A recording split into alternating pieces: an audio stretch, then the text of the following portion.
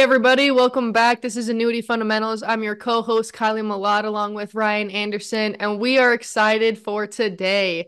We are lucky enough to have John Carter with us. He is just a pillar in the industry, and he's going to give us a lot of good information today, so buckle up and get ready. We're excited to hear from him. So I'll pass it over to Ryan, and we'll get started. All right, when you say pillar in the industry, I think that's a major understatement. John is currently the senior vice president for Desert Rose Capital, which is just outside of Boise, Idaho. Actually, are you in Boise or are you in Meridian? You're just outside of Boise, aren't you, John? Meridian. Right. All right. Yep. He's got 27 years in the industry. He was the number one advisor for Charles Schwab on a national level, not once, not twice, not three times, but five times. And if I remember right, you were given a branch that was number 400 out of 400, and you Mm. took it to be the number one branch in the of that grouping, and In the were country. uh, Yeah. and you also earned the CEO award that was presented to you by Charles Schwab. I mean, that's kind of Hmm. a big deal.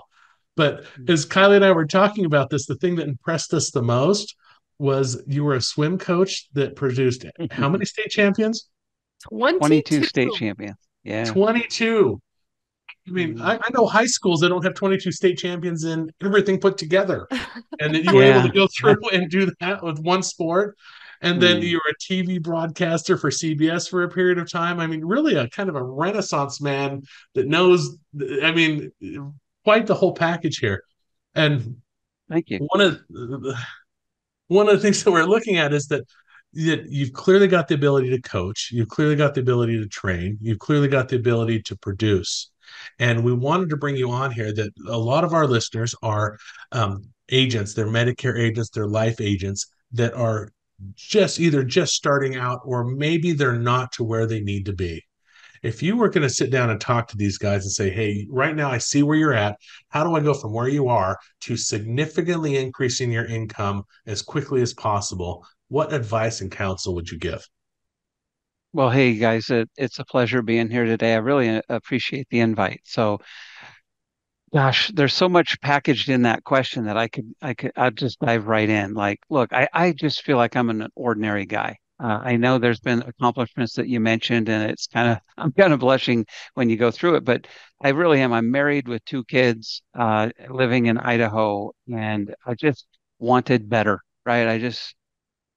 I wanted to take care of my family. When I was doing the TV sportscasting, there's no money in that, by the way, until you make it really big. I always say it's like being a movie actor. 99% are fighting for breadcrumbs and 1% make it. Guess which group I was in? Because I'm talking to you today. I'm not Tom Cruise. But but that's how it was with the TV world. And so I was somebody I never wanted material things growing up. It didn't drive me. But once I got married, had children, I wanted security. I wanted things for my family, just the pleasures of life, just to be able to take a nice vacation, just to do things like that. So my mom actually got me into the business. She was talking to the Charles Schwab branch manager one day and said, "You should hire my son." So there's my mom's story, right? They got me in the business almost 30 years ago. But I'm somebody that believes if you have the determination, you can write your own ticket in this business. And I'm not kidding. Like you literally can. If you had a room full of 10 people or 100 people and said, "How many of you are hard workers?" Like all 100 would probably raise their hand. But the statistics tell us that's just not the case. Mhm. Some of you have a higher thought of yourself than you actually are. Like the Right? drive, the grit, the determination. I don't need a lot of incentives from a leader, a manager, a company, or et cetera. Find your drive, find your motivation, and allow that to take over.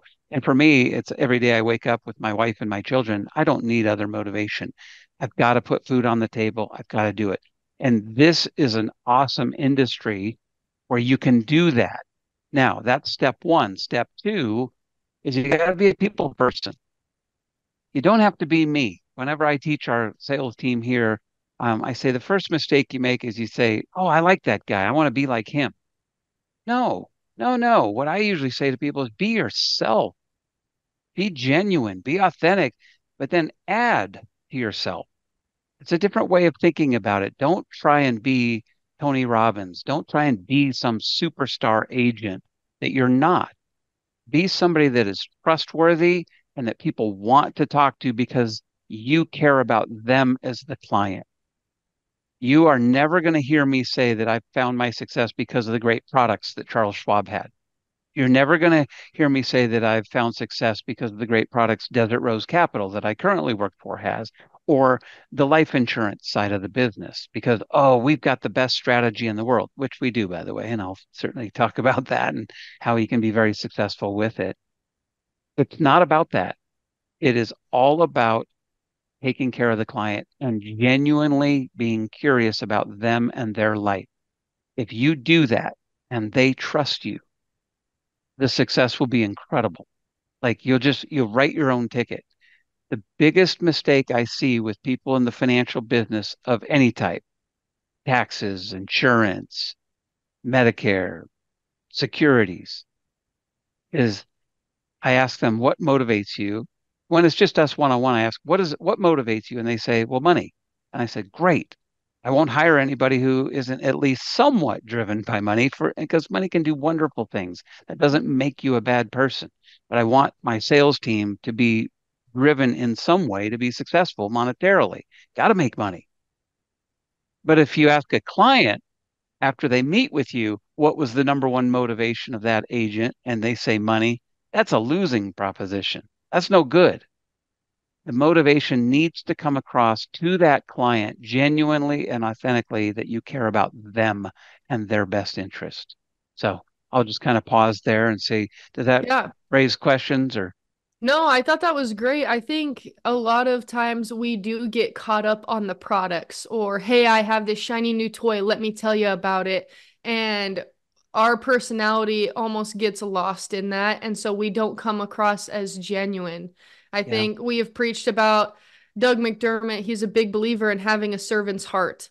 And when I first heard that, when I entered the industry, that really like struck a chord with me because you can tell and so can other people when you're full of BS and you're just sitting there and you're spouting some information off, but your mouth is moving but it doesn't almost match your eyes. And so I think it's very important. Yes, money is a good motivator. That's why we get into this business, especially with insurance, to control your own schedule, to have more freedom, right? There are entrepreneurship does have its aspects of that's what I want to do, right? It gives you the sense of freedom, but you also have to have the discipline and come across as genuine and what you're doing, you truly have to believe in it. You can't just sling these products and expect to keep business for one or to even write continual business and let alone get referrals. I love it, Kylie. You nailed it. Whenever I start off coaching sales, I say, number one, you better have the belief and the conviction in what you're doing. If you don't, that phone is going to weigh 1,000 pounds. It just gets old. Um, Somebody mentioned the 8% of agents that stay in the business, and that's why. I don't even know the 92% who've left, but I can just tell you, I already know why they've left the business because they're selling product. Mm-hmm. Knock it off. Stop You selling know, product. Start selling solutions to people's lives, and you'll win. There you you know, go. You as heard it here first, folks. Start selling solutions. There we go. it's and the other thing about it is that not only that is that I look at new agents when we get through and train, and they get hung up on the products not just to that they want to sell them, but they don't think that they can actually do anything until they know all of the products. That if you go through that, I mean, whether you're a Medicare agent, a life agent, an annuity agent, whoever it might be, that I sit down with them and they're like, all right, so let's go through and learn a process. Let's learn a system. This and these are the things that goes like, well, I can't go out and meet with the client. It's like, why not? I don't know what the products are. It's like, you don't need the products. It doesn't Don't matter. need The it. product, they're Stop. so secondary. And Yes. do But you how do want to I help do the that? client? Okay, so how do I do that? That's always the question. Okay, I don't want to sell product. What do I do? Yep. So there's a sales process. When I was with Schwab, five of us, I think there was five in the group from around the country. They have 35,000 employees, and they flew five of us to Chicago multiple times to create a sales process. So I helped build what we call the Edge sales process, and it's very simple. It's EDGE, and that first E is how to engage a client. Okay, so if you're able to take notes, write that down. How do I engage? Number one rule, don't sell product. Stop it. But do you know how many insurance people or annuity people or Medicare people are talking about the same thing? Oh, death benefit, tax benefit, blah, blah, blah. And to a client, it's just it's a it's a haze. Like, okay, enough already. You're dumping all this stuff on me. How many people actually wake up in the morning thinking about insurance or annuities? Oh, I do. Agents. Okay. How many clients that we want to talk? Almost none. No, Almost nobody, none. The only nobody. time they're thinking about Nobody. their policy is when they need it. Yeah, but Yes, those, yes. but let's talk about those who don't even have a policy. It's even less. Oh, yeah. Yes. And I so heard when one we time call them, yeah, go ahead. somebody asked me, said, "What's the most important insurance policy you have?" And I was like, "The one that's enforced when you need it." So, but you're Yeah. right. So, I mean, if you don't have it, it's like, oh yeah. But I'm sorry, I didn't mean to interrupt. Keep going on, please. No, think of what you got to do to become great at sales. Is I use this all the time. People are like, hey, how do you do so well like at a conference or in front of a group or whatever? And you've heard the old saying, oh, imagine the whole room sitting there in their underwear so you're not nervous. I say baloney to that. First off, as you probably can tell, I don't get nervous speaking. But the true answer to be impactful with a client or a room is to like I almost like physically take my brain and put it out in the seats, or I put it on the other side of that table that's meeting with an agent. And I think, what would I want to hear? Mm. What would I want to hear? Because do I want to hear about tax benefits, death benefits, this and incomes and seven payments and this? No, no.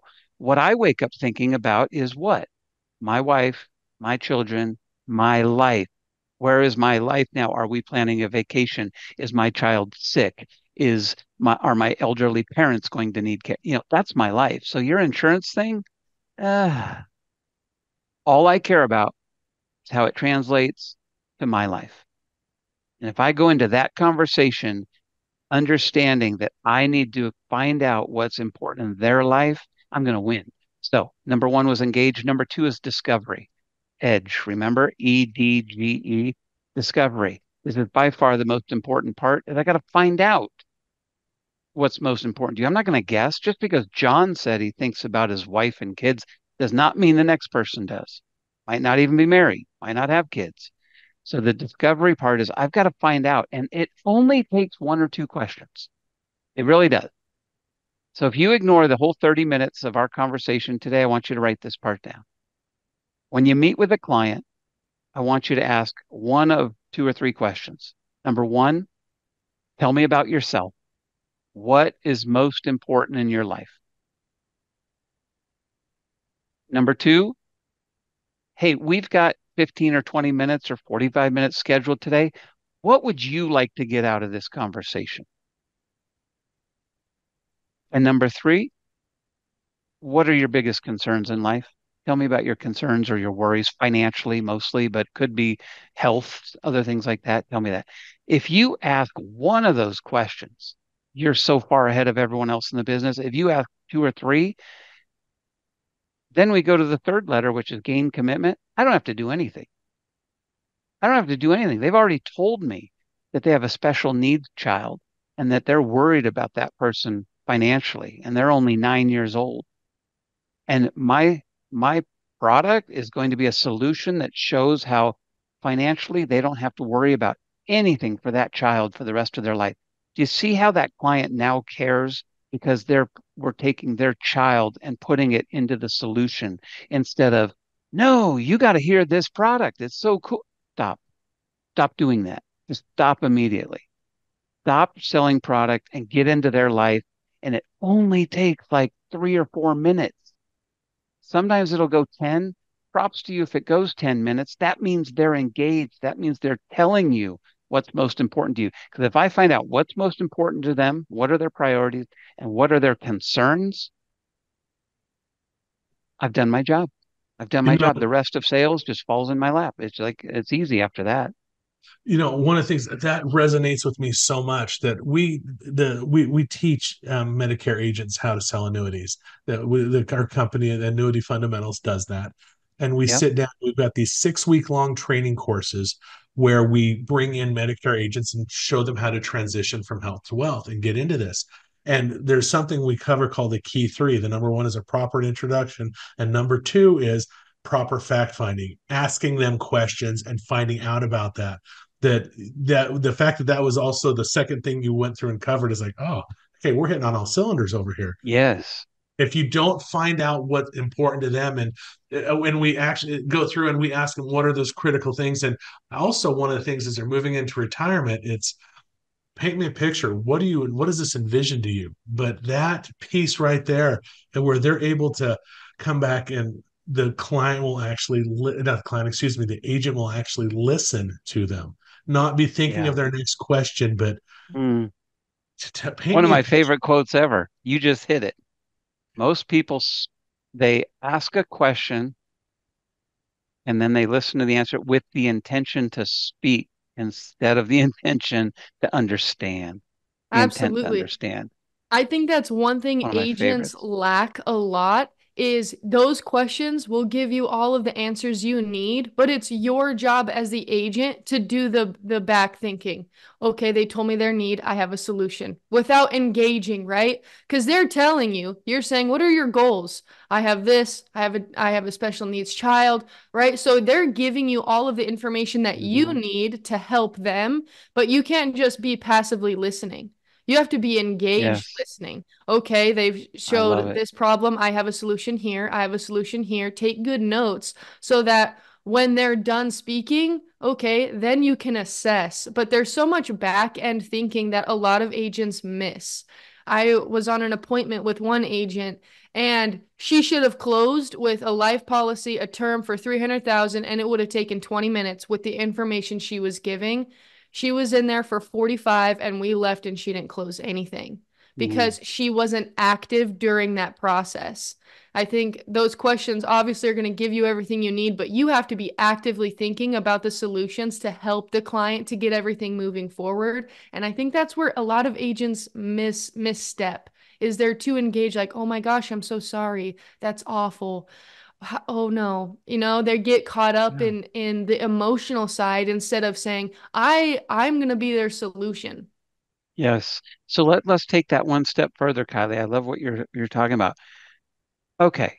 I gave you two or three good questions to ask. Hopefully everyone got that. What's most important to you? What are your concerns? Tell me your priorities. Okay. You know what the next best question is? Tell me more about that, Mm, because that's where it's going to show that you're engaged. We all sit here on these podcasts and talk about, oh, that would be great if we could show we're engaged and we're genuine and we really authentically care. And my question is, how do you do that? It's mm-hmm. simple. It's simple. Let's just take an example. I run into Kylie today. I'm like, hey, Kylie, how was your weekend? You say, oh, it was pretty good. It was nice weather out. And I'm like, yeah, cool. I was up in the mountains over the weekend. How much did I care about Kylie's weekend? And yet it happens to us all the time. Now I say, hey, Kylie, how was your weekend? Oh, it was pretty good. The weather was nice outside. Oh, what did you do? Oh, actually, we had a family reunion and there were 35 of us together, and you won't believe what happened. It's amazing how much clients will tell us. It's like tucked in the back of their brain. It's almost testing, like, do you really care? Because I'm going to hold Yeah. back.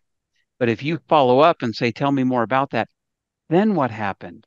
Oh my gosh, how did that make you feel? They're like, here comes the spigot. They're just going to open up and think now financially.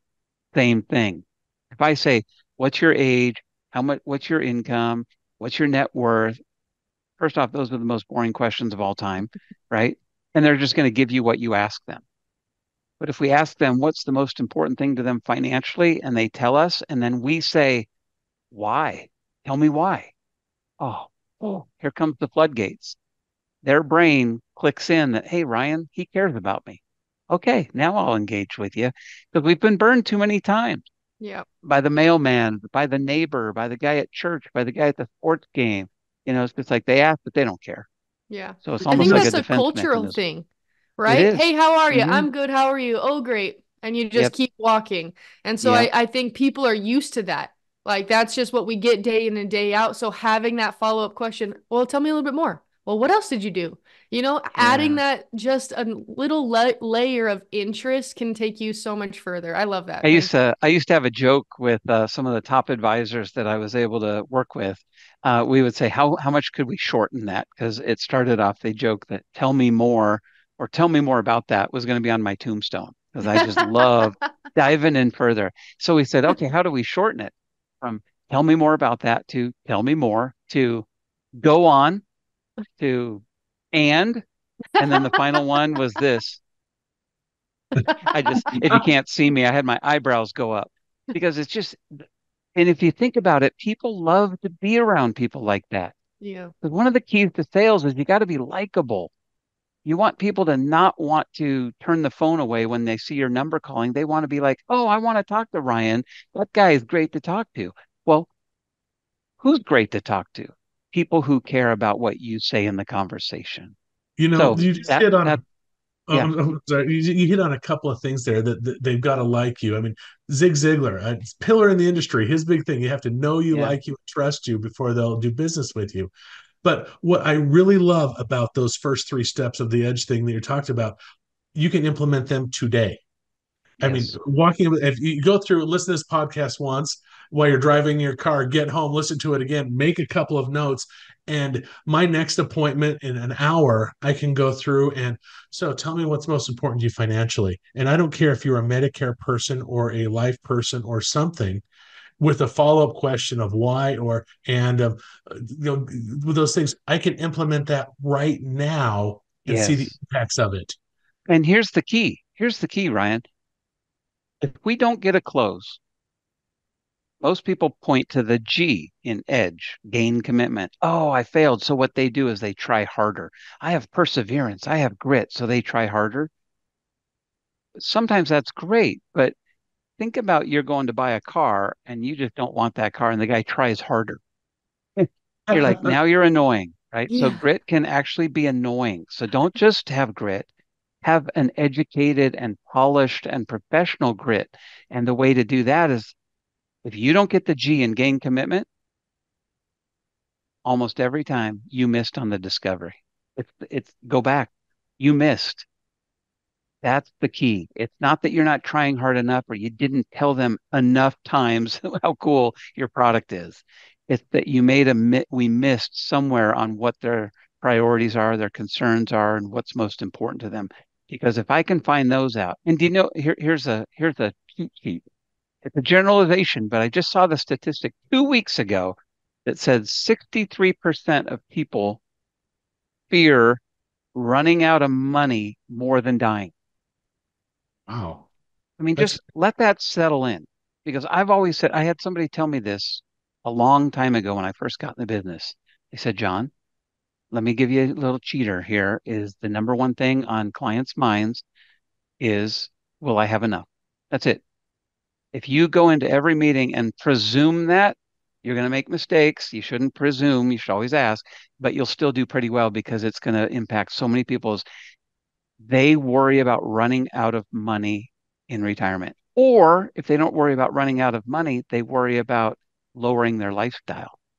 And there's nothing worse because think about it. I work for, let's say, Joe and Susie work for AT&T.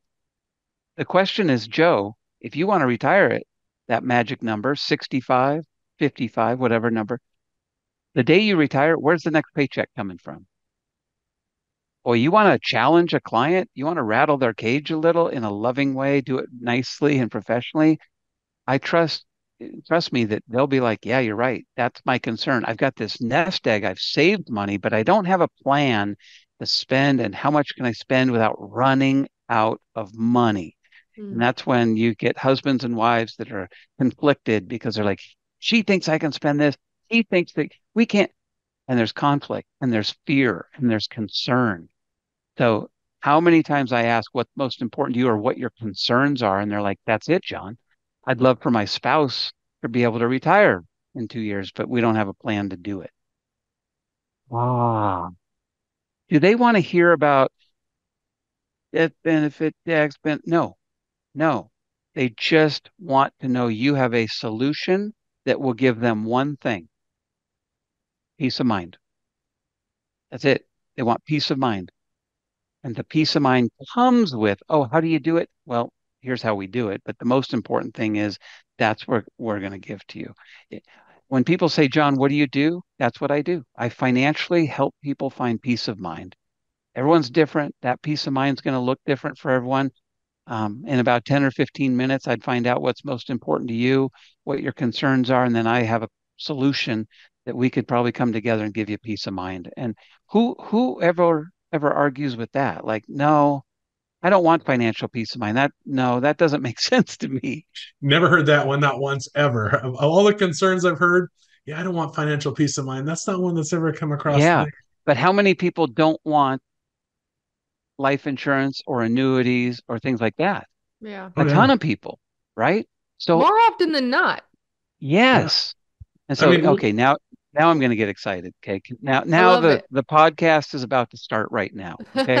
All right. This is it. All right. Okay, let's If finish you're up on talking to your, Edge.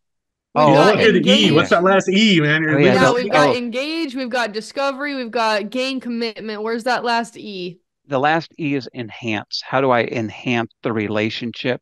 And that's the easiest one because that's where I would guess most listeners today are good at enhancing, which is you show the client that you care, you take care of them, you're responsive, etc. And then when you do those things and you've solved their issue, that's when instead of, oh gosh, I could go on about this. Instead of asking someone for a referral, why do we not ask people for a referral? Because we feel like we're hitting them up. Instead, I want you to have the confidence in what we're doing. Once you have the confidence in what we're doing, then we're not hitting anybody up or suggesting that I'm glad I was able to take care of you, Susie. I'm glad that in retirement, you're going to have a steady stream of income and not have to worry. Who else do you know that would benefit from that kind of peace of mind? Oof. What a difference between, hey, Susie, do you know anybody? Call me. Ugh. Nobody wants to be asked that. Nobody. So to enhance the relationship, instead, you're showing the value that you just provided to the client. They've probably given you a compliment. Thank you. This is what I needed. Once my spouse passed away, I was so nervous. And now I feel like I'm in good hands. I'm so glad I could help. I love working with people like you, Susie. Who else would benefit from this? Having that kind of a plan and having that kind of peace of mind. that really falls And into their the smart whole approach. It's brain, great. yeah, their brain is like, you're right. My sister actually is going Yeah. through a divorce, or my neighbor was just saying how their advisor moved, something like that. And they look at it so differently when you position yourself as a value, a true solution, instead of, hey, give you 25 bucks if you refer somebody to me, like I'll tear that business card up all day. Yeah. I think I keep coming back to what I did a minute ago.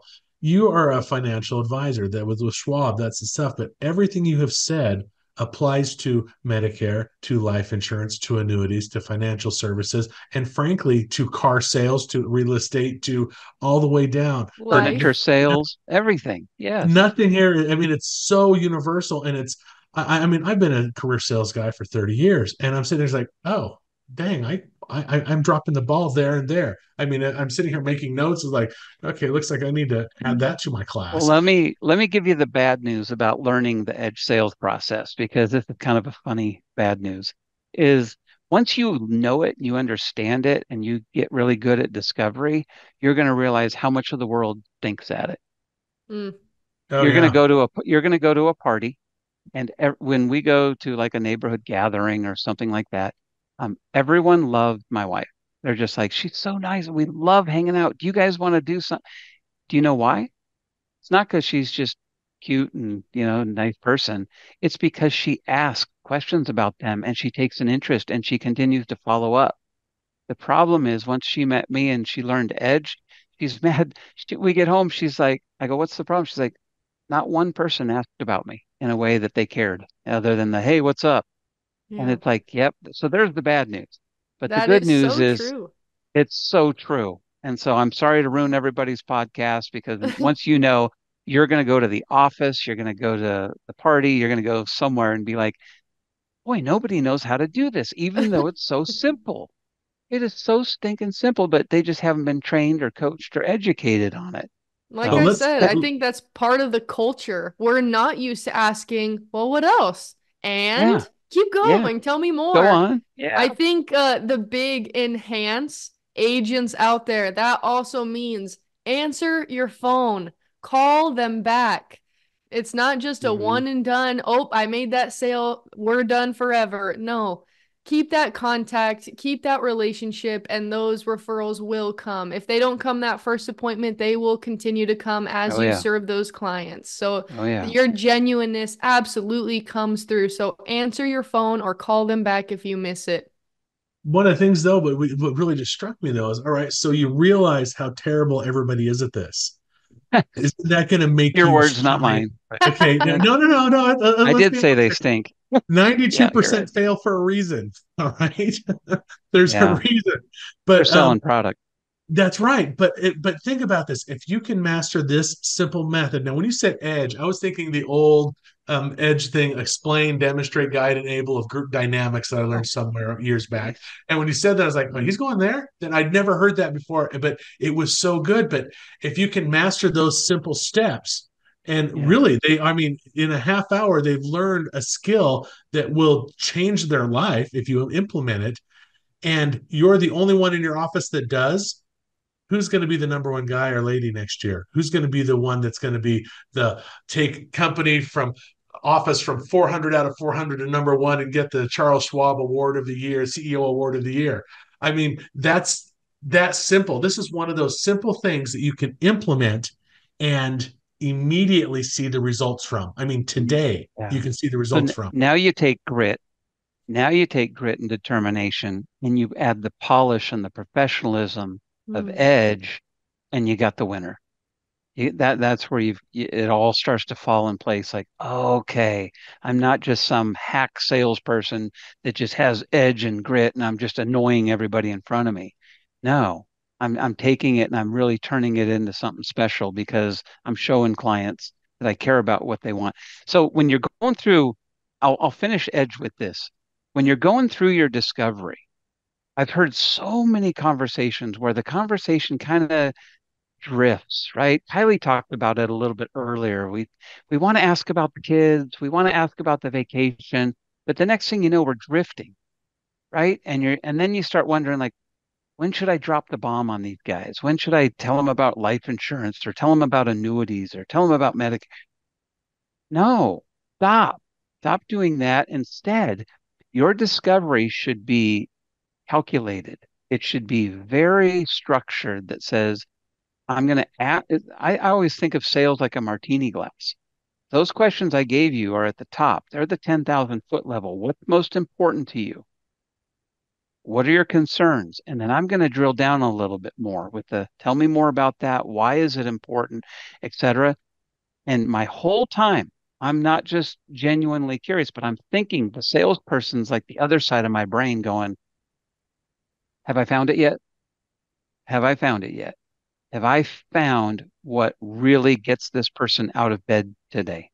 For better or for worse, by the way. It could be a concern and a fear that gets them out of bed, sweating, or it can be a joy, the dream of the European vacation or the dream of retiring early. It could be either one, but have I found it yet? So I can talk kids, grandkids, vacations, trip, but at some point I've got to really got to find it. That's my whole goal of discovery.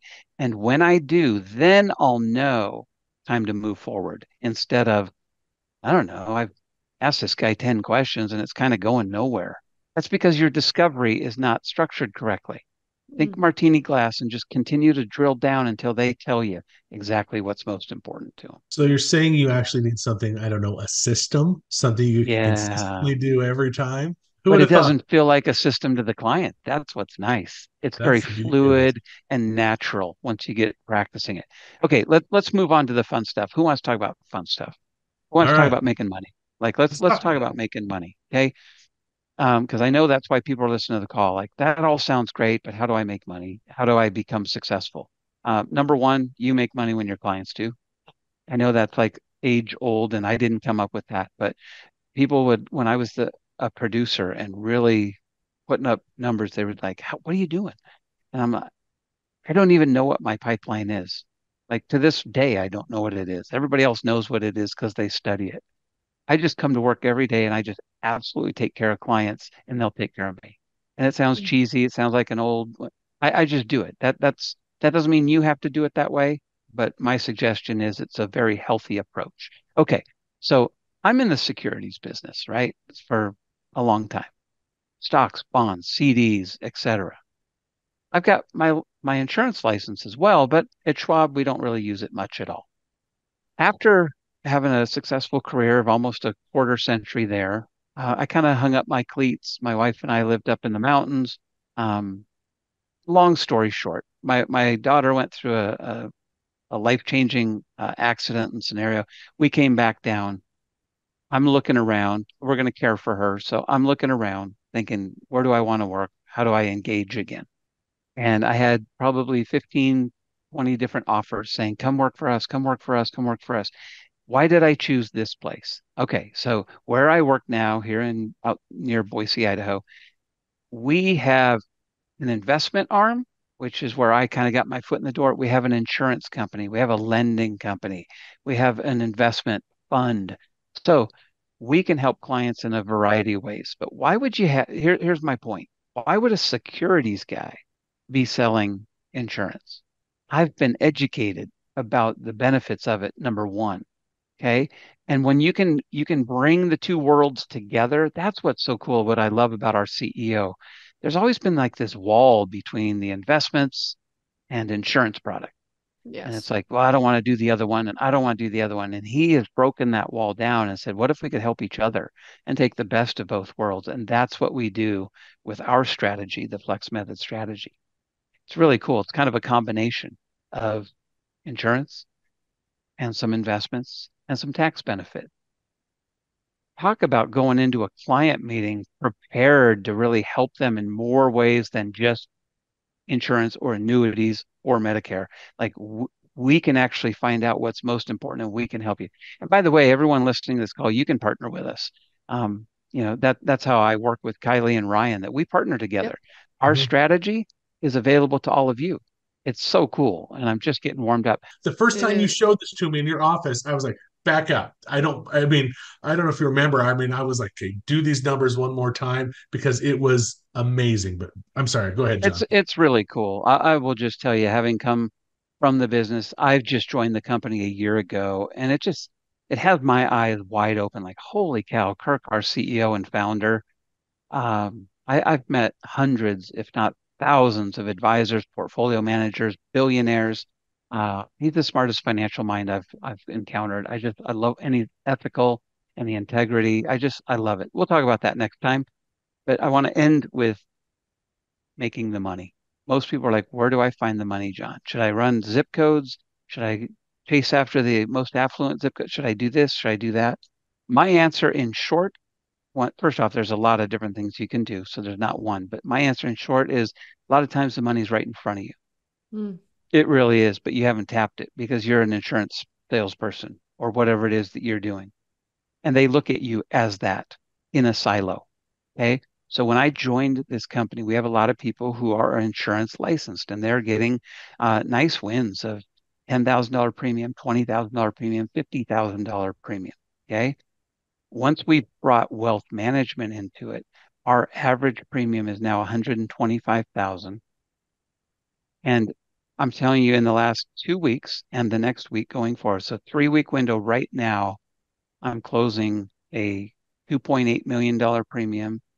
We just funded a $2.5 million premium, and we just funded an $850,000 premium. And then we just had 375,000 about to come across as well. So that's not That's because I know incredible. all the coolest people in the world. It's because we're taking clients that were probably going to do a 20 or $50,000 policy, and we said, let's step back. Let's do the edge with you and let's talk about your full financial picture so that you don't see us as a sleeve or a silo, right? We want you to see us as your financial team. And that's the news I'm going to end with today is you listening to this podcast. When you join us in our strategy, you get to go in. The client is yours. You're the point person, but you get to show them, look at this team that includes John and include Kirk and includes everybody, all this expertise. And you say, what's most important to you? And will I get paid, by the way? Yes. You, the listener, yes. They also might need tax help, right? And I just had a client selling his business for $5 million. I said, what's the number one thing on your mind? Edge, edge, edge. Did you pick up on that? I used Ed. Yep. What's the number one thing on your mind? And anybody know what the answer was? Taxes. Taxes. Taxes. He said taxes. I said, okay, right here, listeners, right here is where you as an insurance person is going to get kicked to the side. And those people will usually say, hey, call me in 3 months. I got to worry about getting this sale done, and I got to worry about taxes, and I got to get. Do you know what's going to happen in those 3 months? You're done. They're either going to be told, don't talk to insurance people, or they're going to have an introduction to somebody else. You're going to keep calling them. They won't call you back. They finally do. They're like, oh, yeah, I remember. Stop that. We have so many business sales going on right now, and the insurance person, the agent, is right in the middle of it because they joined our team. We're taking care of the taxes, we're taking care of the investments, and we're weaving in the insurance product as part of that overall solution. And they are at the table front and center during the whole process. No more getting kicked to the side. Hopefully that whets your appetite and we'll do it again All right. for So, okay. All right, another John, podcast. we are absolutely going to have you back without question. What is the website? They want to hear more about this. Give us where do they find out? Is it Desert Rose? You want to go to the Flex Method? What's the website you Yeah, want? theflexmethod.com. And I'm so hesitant to send you there right now because we're getting a brand new website in like 2 weeks. But Well, go there anyway. we'll definitely put that in a link in our bio as well so people can just click that link and head on over. That was so great. John, thank you so much for today and joining us and just giving us some information. I mean, that edge method, holy smokes, that's going to change a lot of people's lives. We're so appreciative to have you. Can't wait to have you back. Clearly, we should probably do a couple more of these, maybe a series. This is part one of many. So, Yeah. thank you so much for Do your it. time. Right on. And thank you guys for hanging out with us. Again, my name is Kylie Malat with Annuity Fundamentals. Please subscribe to our channel, comment below. We do read those comments and we do cater to those comments as well. So if you have any questions or anything like that you want us to go over, please put that in there. And yeah, we're excited to see you next time. Thank you so much for joining us.